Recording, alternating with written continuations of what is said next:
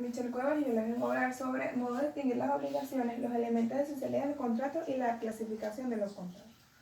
Modo de distinguir las obligaciones. Se entiende por modo de distinguir las obligaciones todos aquellos actos y hechos jurídicos por los cuales se logra extinguir todos aquellos actos jurídicos.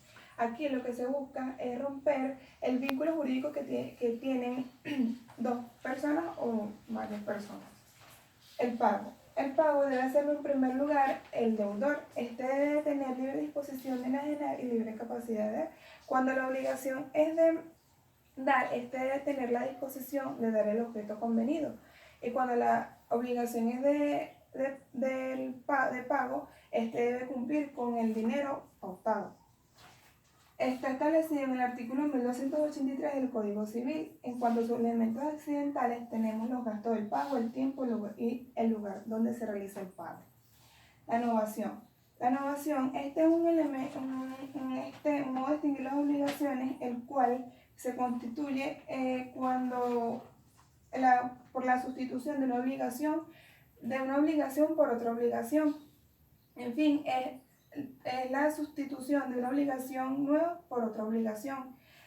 Está establecida en los artículos 1314, 1316, 1320 y 1324 del Código Civil. En cuanto a sus requisitos, tenemos que debe tener la existencia de una obligación nueva. La existencia de una obligación nueva diferente a la primera y la voluntad o intención de novar. En cuanto a la delegación, esto es un modo de distinguir las obligaciones cuando una persona denominada delegante denomina a otra, una persona denominada delegado nombra a otra delegante para que actúe en su propio nombre y en su propio derecho, con el fin y bien para un tercero llamado delegante. Está establecido en el artículo 1317, 1318, 1323 y 1325 del Código Civil. En cuanto a su clase, tenemos clase de delegación activa, pasiva, novatoria y simple. La compensación. La compensación, esta es cuando una persona cuando dos personas reúnen las mismas cualidades de deudores y acreedores. En fin, es cuando dos personas recíprocamente son deudoras y acreedoras. En cuanto a sus clases, tenemos la clase legal, que opera en el derecho en virtud de la ley convencional, facultativa y jurídica. Y está establecido en el artículo 1339 del Código Civil. La rendición de la deuda es cuando el acreedor renuncia a los derechos de crédito que tiene con el deudor. Este está establecido en el artículo 1326 del Código Civil. En cuanto a sus peces, tenemos la remisión de la deuda total, parcial, expresa, tácita y onerosa.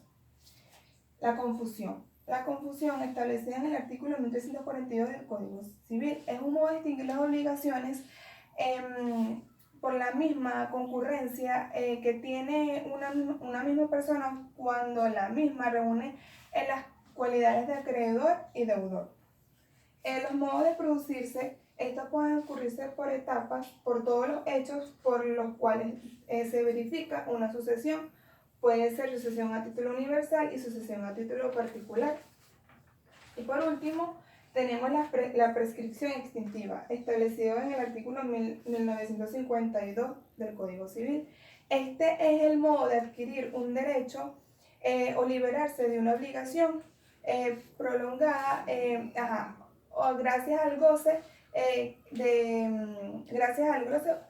prolongado de ese mismo derecho de ese mismo derecho. Modos por los cuales opera la prescripción. Sirve para la adquisición del dominio y de los demás derechos reales. Sirve para la adquisición de la posesión. También sirve para la adquisición de derechos reales.